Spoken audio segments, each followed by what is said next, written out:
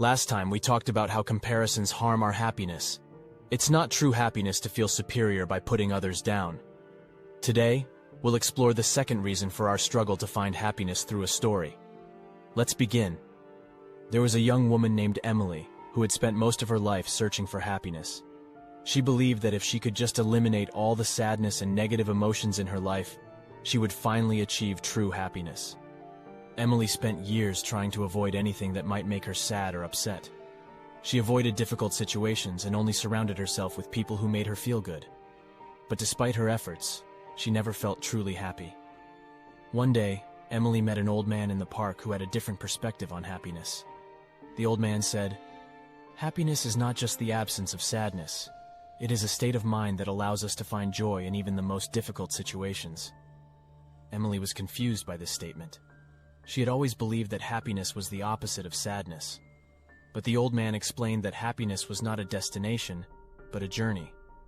He told her a story about a farmer who had lost everything in a terrible storm. The farmer was devastated and felt like he would never be happy again. But despite his losses, the farmer continued to work hard and take care of his family.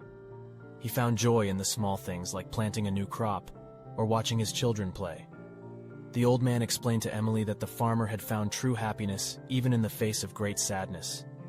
He had not let his losses define him, but instead had chosen to focus on the things that brought him joy.